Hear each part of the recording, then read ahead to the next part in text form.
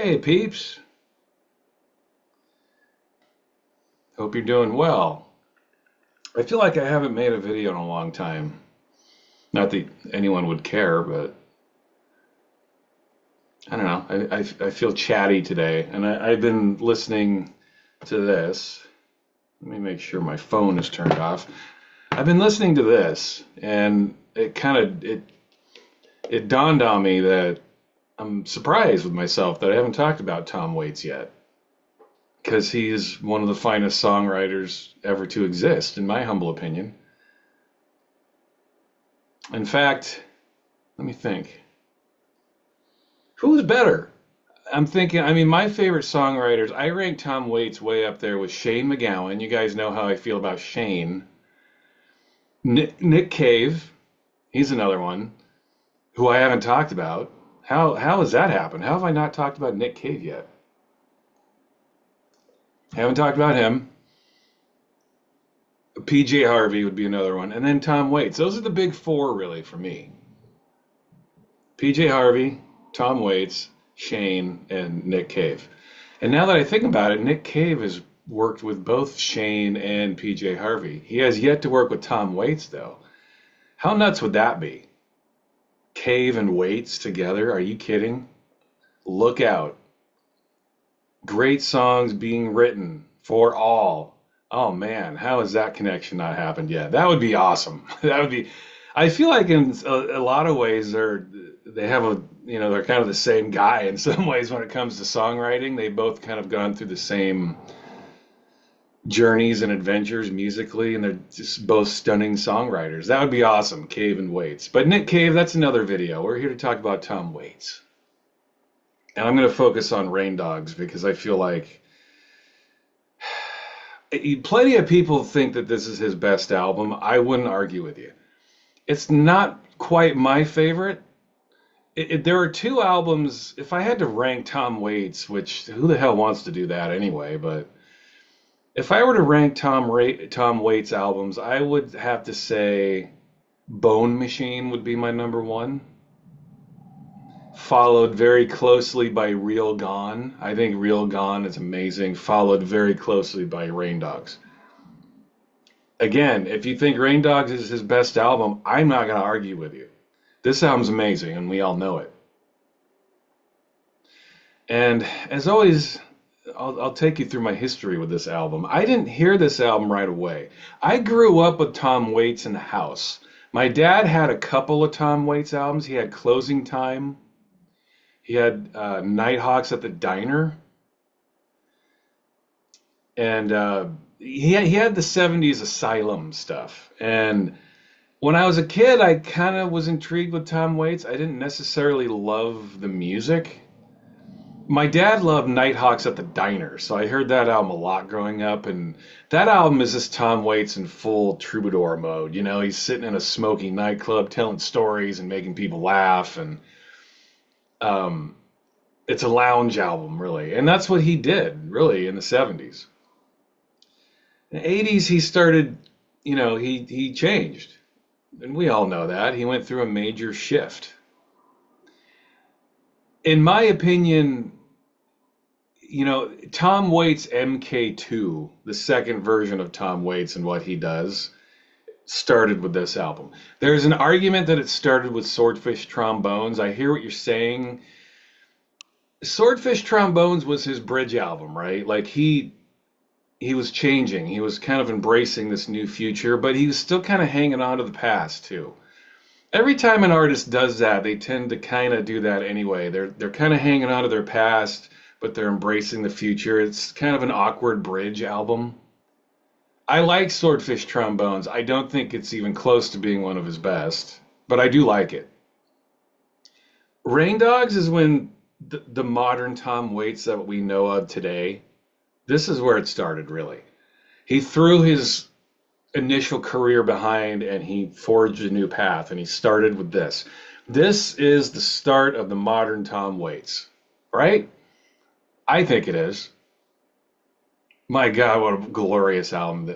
This is, by the way, this is a limited, I haven't even opened this yet. I bought this a few years ago. They reissued this. I have the original US press on Island Records, and I've already ripped that.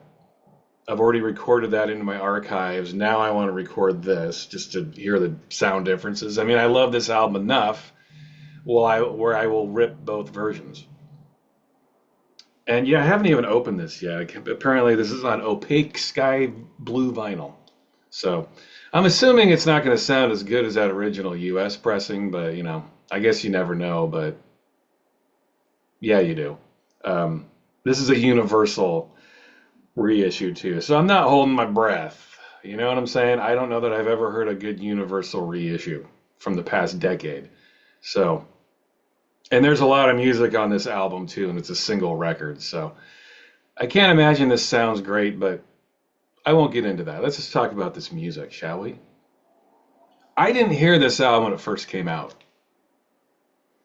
I was a kid, I was still listening. I mean, I listened to Tom Waits when I was a toddler because of my dad. But when Rain Dogs came out, I was late to it. I didn't hear it when it came out in 1985, right? This came out in 1985, didn't it? 1985? Oh my God.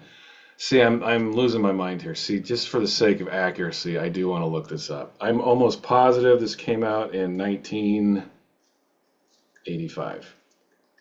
But because I know there are going to be knobheads out there who want to correct me. Yeah, 1985.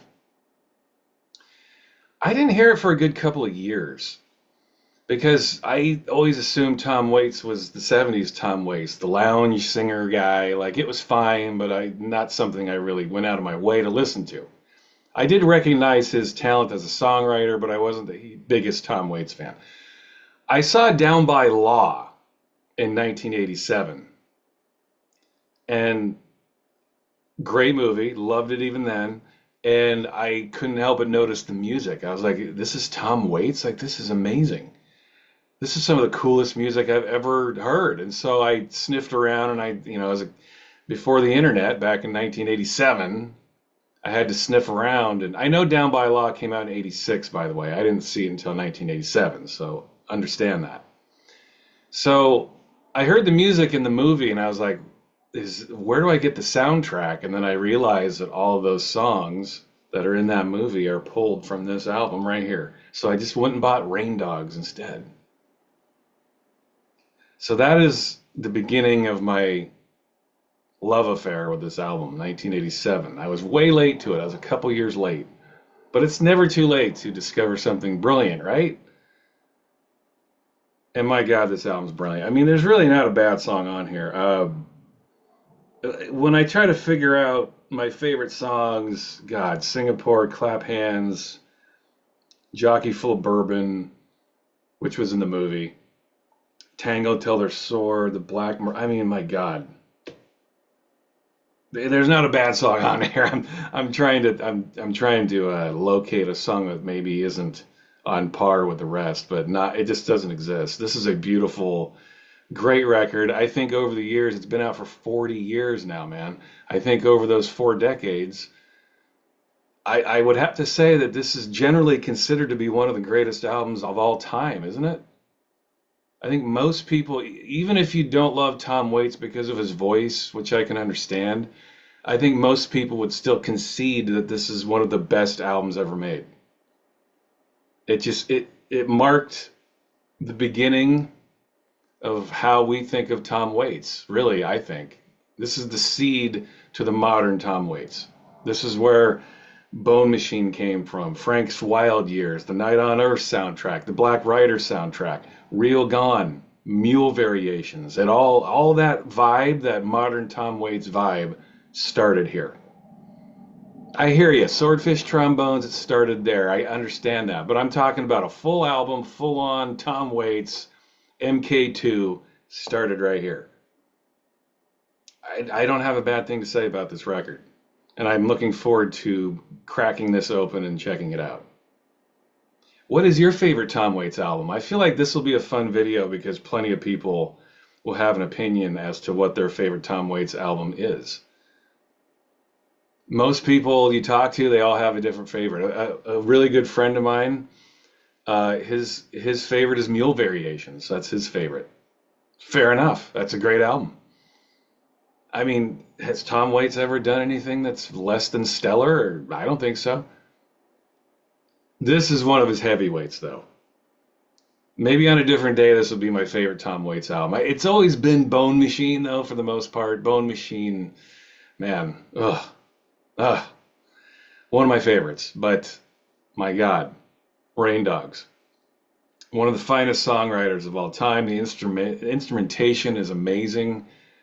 You just music doesn't exist like this. And how rare is that? How many times in history can you look at an album, listen to an album, and take a look at a band and realize that that certain album sounds like nothing else of all the millions and millions of albums that have been produced and written over the years? To find an album that is so strikingly original, that has no equal, has no parallel to any other album or band, how rare is that? This is one of those records. Nothing sounds like this, and nothing sounds like him. It's Tom Waits, man. And I know a lot of people who watch my channel, you guys are industrial fans. If you like that kind of experimental industrial hardness in your sound and you've never heard this album, you should. This album has industrial influences, absolutely. I think a lot of hardcore, maybe more linear industrial fans won't hear it. But those of you with a more sensitive ear, you should hear this and notice those differences and notice the things that are the same. There are a lot of parallels with industrial music with this record, I think. This is a quiet little industrial album in its own way. Check it out. You industrial guys, I think if you've been shirking this album and never given it its time and its due on your stereo, you should. And I think many other Tom Waits albums should be listened to if you're an industrial fan. I mean, Bone Machine. Excuse me, this looks like Tom Waits. It's not Tom Waits. It's somebody else. I assume that he picked that photo because he kind of looks like him. But check it out if you're an industrial fan. It's that experimentation. But the thing that the industrial bands don't have is this man's insane ability and otherworldly ability to write a song. This guy is one of the best. Absolutely one of the best songwriters that has ever existed. And in our pathetic little AI world now, where all popular music is written by computers and none of it's real, and just look at your local top 40. Go look at the top 40, whatever it is today. It's all AI generated bullshit. No one writes anything anymore. It's all a program. It's all a formula. You want to have the least programmable, non-formulaic music you could ever hear? Here it is, Tom Waits, Rain Dogs. It's times like this where I really need to hear records like this. Really, it's everything is just so soulless and ballless and spiritless and AI generated. It's just depressing. It's totally deflating as a human being. And in those moments, I grasp for records like this. So someone who is at the top of his game, being a human being, being authentic, being genuine.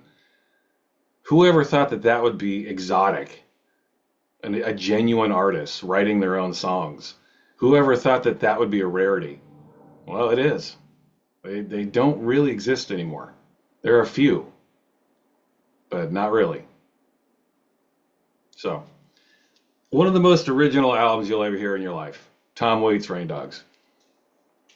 I'm getting out of here. Hope you guys are well. Later.